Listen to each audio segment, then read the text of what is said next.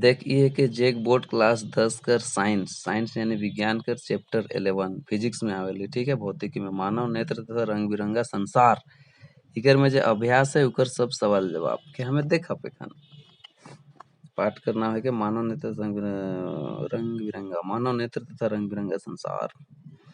पहला सवाल क्या कहता है, मानव नेत्र अभिनेत्र लेंस की फोकस दूरी को समायोजित करके विभिन्न दूरियों पर रखी वस्तुओं को फोकसित कर सकता है।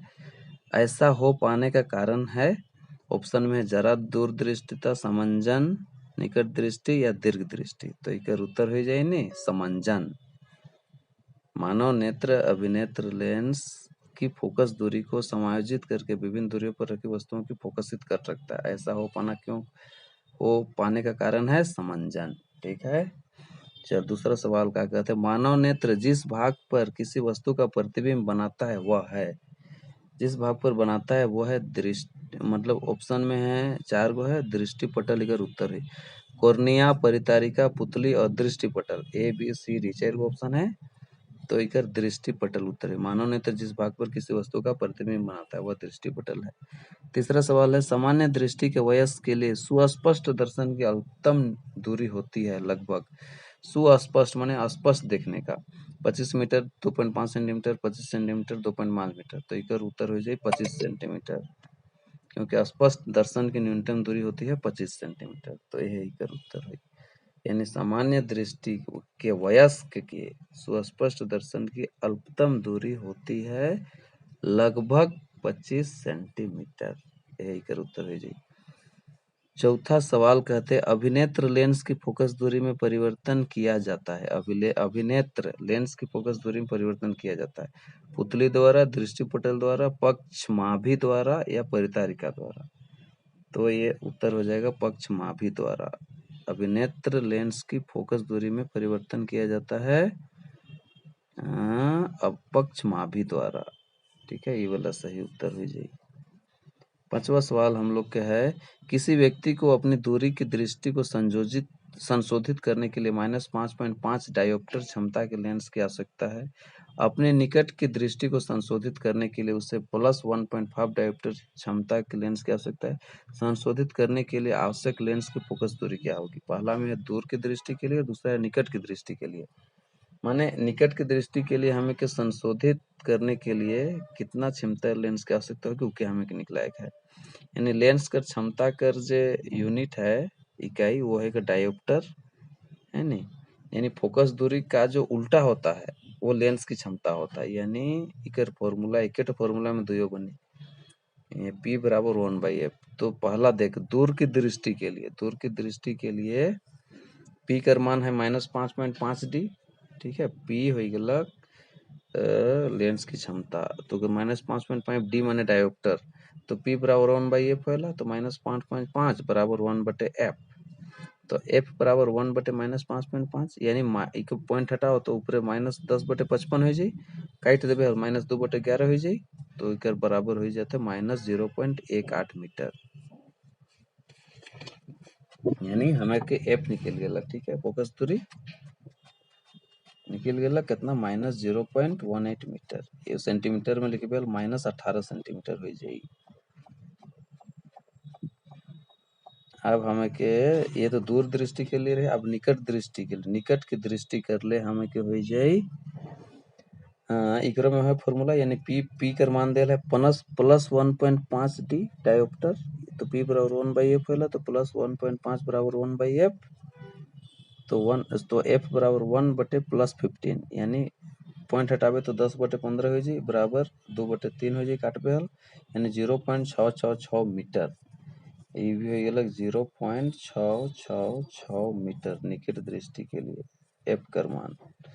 अब के सेंटीमीटर निकल 66.6 सेंटीमीटर हो जाए, 66.6 सेंटीमीटर। अब छठवां सवाल है, किसी निकट दृष्टि दोष से पीड़ित व्यक्ति का दूर बिंदु नेत्र के सामने 80 सेंटीमीटर दूरी पर है। इस दोष को संशोधित करने के लिए आवश्यक लेंस की प्रकृति तथा क्षमता क्या होगी? किसी निकट दृष्टि दोष से पीड़ित व्यक्ति, निकट दृष्टि दोष से पीड़ित है, तो दूर बिंदु नेत्र के सामने 80 सेंटीमीटर दूरी पर है, ठीक है। तो इस दोष को संशोधित करने के लिए आवश्यक लेंस की प्रकृति तथा क्षमता क्या होगा। लेंस का प्रकृति बताया है और उकर क्षमता बताया है। ठीक है, तो इकर उत्तर देख। दूरबिंदु तो दिला, तो निकट दृष्टि दोष को दूर करने के लिए अवतल लेंस का उपयोग किया जाता है। ठीक है, अवतल लेंस का उपयोग करें तो उपयुक्त फोकस दूरी के अवतल लेंस में व्यवहार में अंतर अनंत दूरी पर रखी गई वस्तु का प्रतिबिंब दूर बिंदु पर बनता है। माने अनंत दूरी पर राखेल नहीं अवतल लेंस में, तो ओकर जो प्रतिबिंब बनेला वो बनता है दूर बिंदु पर। तो ज्ञात है दूर बिंदु तो देल है, तो इकर में वस्तु अनंत पर है, यानी यू कर मान माइनस इन्फिनिटी लेख हुई, क्योंकि उल्टा साइड में माइनस इन्फिनिटी में लेख हुई है नहीं। और भी कर मान तो देल है, भी कर मान कितना देल है, यू कर तो माइनस इन्फिनिटी माने अनंत, माने कितनो दूर, बहुत दूर, कोई दूरी की गिनती नहीं है उसका, अनंत में बहुत आ जाता है। ठीक है, अब यू कर मान इतना है और भी कर मान हमर देल है 80, यानी माइनस 80 हो जाइए।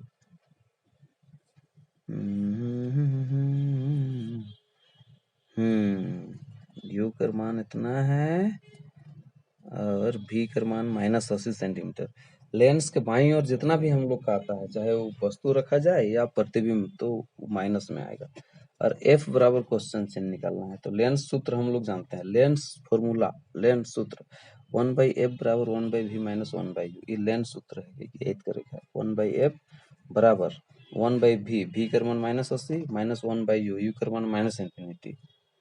तो 1/f 1/f बराबर 1/80 है, तो ये तो 1/-80 होगा, माइनस 1/ माइनस इन्फिनिटी, 1/इन्फिनिटी का मान 0 होगा, कोई भी के इन्फिनिटी से भाग देवे हल ओकर मान 0 हुई, तो 1/f बराबर 1/-80 बचा।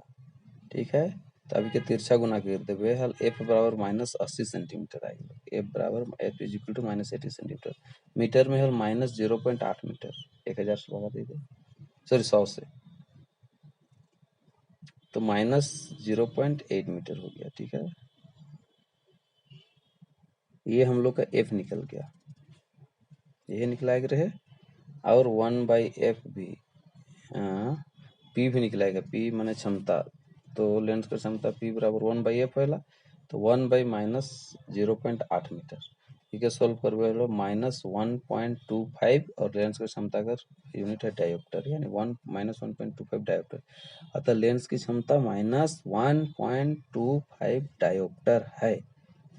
अब 7वां सवाल क्या कहते देख, चित्र बनाकर दर्शाई कि दीर्घ दृष्टि दोष कैसे संशोधित किया जाता है। एक दीर्घ दृष्टि दोष युक्त नेत्र के निकट बिंदु 1 मीटर है, इस दोष को संशोधित करने के लिए आवश्यक लेंस की क्षमता क्या होगी। यह मान लीजिए कि सामान्य नेत्र का निकट बिंदु 25 सेंटीमीटर है। ठीक है, फोटो बना के दिखाएगा, चित्र बनाकर दर्शाइए कि दीर्घ दृष्टि दोष कैसे संशोधित किया जाता है। एक दीर्घ दृष्टि दोषयुक्त नेत्र का निकट बिंदु 1 मीटर है, इस दोष को संशोधित करने के लिए आवश्यक लेंस की क्षमता क्या होगी। देख, एक सामान्य नेत्र में किसी बिंदु का प्रतिबिंब रेटिना पर बनता है। ठीक है, माने आँख जगह खराब नखे तो उकर जे प्रतिबिंब बनी वो रेटिना में बनी, इकर फोटो बनाल है, गोल लेकिन कांच अटा लखे ऋण ढुकड़ो के निकला दे, तो इकर में जो डायरेक्ट बनते वो रेटिना पर बनते, परंतु एक दीर्घ दृष्टि दोष युक्त नेत्र में किसी निकट स्थित वस्तु का प्रतिबिंब रेटिना के पीछे बनता है। अब वो रेटिना में नहीं बन के रेटिना के पीछे बनते, मतलब दृष्टि दोष है, तो दीर्घ दृष्टि दोष में ऐसा बनेला, तो उकर में हमें कौन सा लेंस लगी, तो दीर्घ दृष्टि दोष में इकर में फोटो बना के दिखाल जाए है नहीं। वस्तु कर प्रतिबिंब रेटिना कर पाछे देखने एगो लाल बिंदु है, सने बहिन है, उन्हें तो एन और एन है, एन डैश ये रहीने एक रेटिना है, ऊपर पीछे बन रहा है। तो उत्तल लेंस का उपयोग करके इस दृष्टि दोष को संशोधित किया जाता है। कौन सा लेंस, उत्तल लेंस। उत्तल लेंस देख तो ये वर्ष से हापुरिया कापल है वो वाला लेंस हो गया, तो इके ऐसा फोटो बनाए है, माने लेंस जे रही उ का कर दी प्रकाश जे आवत है उके घटाए के उके रेटिना में ले आनी। तो ज्ञात है कि इकर में मान हमें के देल है u बराबर -25 सेंटीमीटर, वस्तु स्पष्ट दर्शन की न्यूनतम दूरी माने u हो गलक -25 सेंटीमीटर हमें ले ली के, अब मतलब अगर नेत्र अच्छा है तो ओकर स्पर्श दर्शन कितना हो जाए, न्यूनतम दूरी हमें जानिला -25 सेंटीमीटर, तो क्या हमें यू मान ली। अब यू कर मान हो गेलक और मान देला हमार भी कर मान है -1 मीटर, एक बिंदु है जेकर में है -1 मीटर हो गेलक उ भितरे, तो ओके सेंटीमीटर में करबे -100 सेंटीमीटर हो जाई, 1 मीटर बराबर 100 सेंटीमीटर होल नहीं, तो -1 metre is equal to -100 centimetre, और एफ कर मान हमें के निकला है, यू और भी देल है तो एफ तो निकल जाए लेंस सूत्र से, तो लेंस सूत्र हमें जानी ला क्या है, 1/f is equal to 1/v minus 1/u। तो 1/v माइनस 1/u, तो 1/f is equal to 1/v, v कर मान कितना देल है -100 और -1/u, u कर मान है -25। अभी क्या हमें सॉल्व करब, 1/f इज इक्वल टू 1/100, तो -1/100 हो गेलक, और माइनस इंटू माइनस प्लस 1/25 हो गेलक। अब 25 और 100 कर लसाले और होने हो जाए -1 + 4, ठीक है, 25 चौके 100 है तो -1 जोड़ 4 ऊपर यानी -5, सॉरी -1 जोड़ 4 3 हो जाए, 3/100, तो 3/100 1/f कर मान आ गेलक 3/100, तो 3/100 के हमें कितना लिख ली, सेंटीमीटर में बदलबे हल, सॉरी एफ करबे हल को उल्टा कर दे, एफ बराबर 100/3 सेंटीमीटर हो जाए, 1/f का मान 3/100 था, तो f का मान 100/3 होगा, 100/3 सेंटीमीटर, यानी 100/3 मीटर में बदलबे हल कितना हो जाए 1/3 मीटर, या तो p कर मान कितना हो जाए अब 1/f वाला यानी 3 हो जाए, तो 3 डायोप्टर, तो फोकस हो गेलक, और ये भी तो लेंस की क्षमता 3 डायोप्टर हो गेलक 3D। अब 8वां सवाल का कहते हैं, सामान्य नेत्र यानी 25 सेंटीमीटर से निकट रखी वस्तुओं को सुस्पष्ट क्यों नहीं देख पाते, माने सामान्य नेत्र 25 सेंटीमीटर से निकट रखी वस्तुओं को सुस्पष्ट क्यों नहीं देख पाते। 25 सेंटीमीटर से कम दूरी में अगर कोनो चीज रखेला है नहीं तो बढ़िया आँख रही फिर भी वो देखे कि नहीं पारी, ओकर कारण का है देख, तो इकर उत्तर है, विभिन्न दूरियों पर रखी वस्तुओं को देखने के लिए नेत्र लेंस की फोकस दूरी को समायोजित करती है।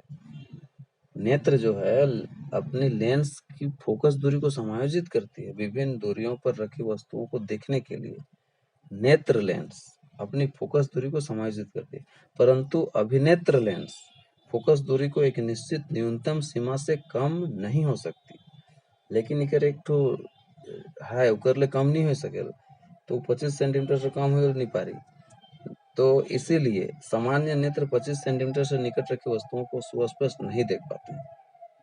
ठीक है, अब 9वां सवाल का है, जब हम नेत्र से किसी वस्तु की दूरी को बढ़ा देते हैं तो नेत्र में प्रतिबिंब दूरी का क्या होता है। तो जब हम नेत्र से किसी वस्तु की दूरी को बढ़ा देते हैं, आंख से दूर कर देती, तो नेत्र में जो प्रतिबिंब बनेला यानी प्रतिबिंब दूरी का क्या होगा। जब हम नेत्र से किसी वस्तु की दूरी को बढ़ा देते हैं तो नेत्र में प्रतिबिंब दूरी का क्या होता है। ठीक है, उत्तर है किसी वस्तु का वास्तविक प्रतिबिंब हमारे नेत्र की रेटिना पर बनता है। ठीक है, विभिन्न दूरियों पर रखी वस्तुओं को देखने के लिए नेत्र लेंस की फोकस दूरी में परिवर्तन होता है ताकि हर स्थिति में प्रतिबिंब रेटिना पर ही बने। इस प्रकार किसी वस्तु की दूरी को बढ़ा देने पर नेत्र में प्रतिबिंब दूरी पर कोई अंतर नहीं होता है, वो एडजस्ट कर ले, मतलब कोई अंतर नहीं होएला। विभिन्न दूरियों पर रखी वस्तुओं को देखने के लिए नेत्र लेंस की फोकस दूरी में परिवर्तन होता है ताकि हर स्थिति में वो स्पष्ट देख सके। अब देख 10वां कहते तारे क्यों टिमटिमाते हैं, तो वायुमंडल में प्रकाश के अपवर्तन के कारण तारे टिमटिमाते हैं। देखो चूंकि वायु का अपवर्तनांक विभिन्न स्थानों पर भिन्न भिन्न होता है, जिसके कारण पृथ्वी के पृष्ठ पर पहुंचने तक तारे के प्रकाश का निरंतर अपवर्तन होता है। उतना दूर में है, आते आते बहुत जगह अपवर्तन अलग अलग होएला।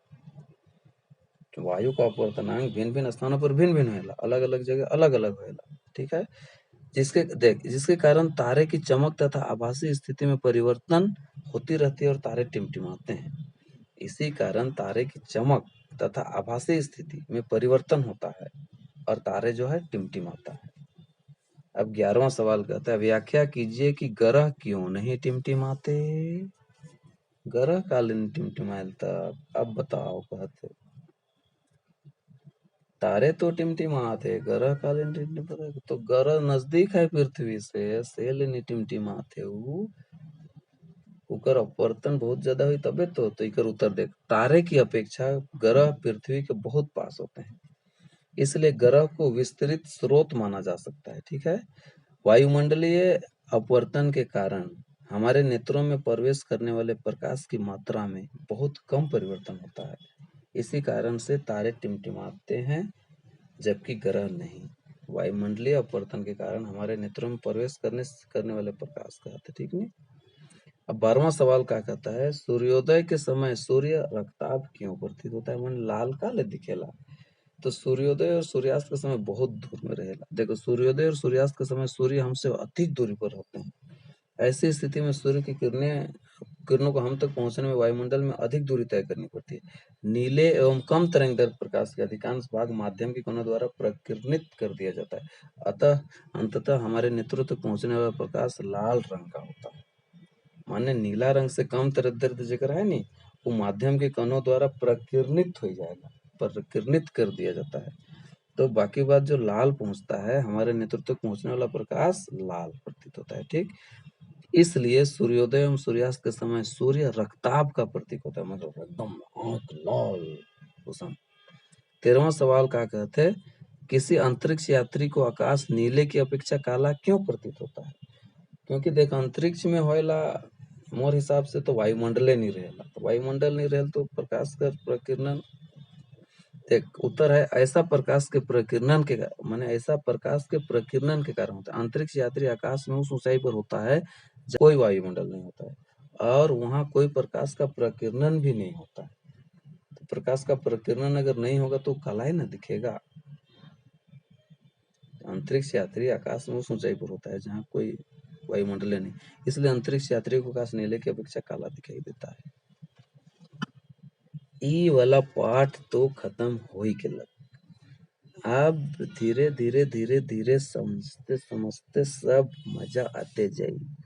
यहाँ से तनिक प्रैक्टिकली समझे कर जरूरत है। पाठ खत्म।